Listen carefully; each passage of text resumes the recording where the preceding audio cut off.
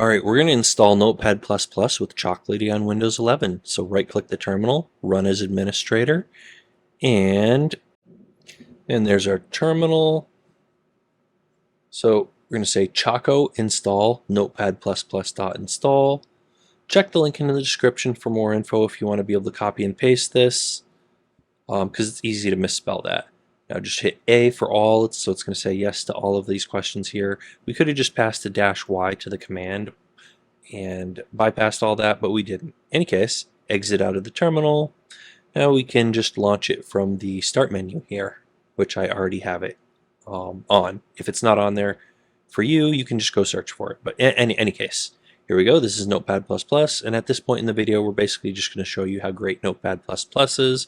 This is pretty much my favorite text editor for Windows. So if I'm using Windows, I'm usually going to be using Notepad++. It's one of the must-have things on Windows. It's just one of the the must-have applications.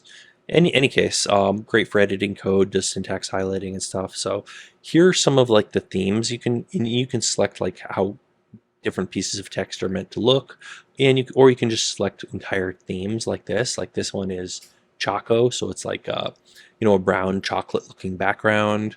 So yeah, this is what typing some text in here would look like. And basically the rest of this video I'm just demoing some different themes and stuff, nothing super crazy.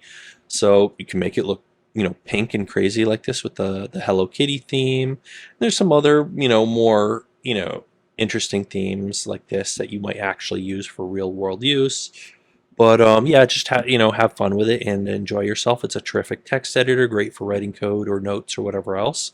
If you found this useful, give me a thumbs up. Something I don't know, leave a comment down below, and hit the subscribe button, hit the bell icon, otherwise YouTube won't let you know when we come out with another video. And that's about it for today. So thanks for watching, and we'll see you guys on that next video.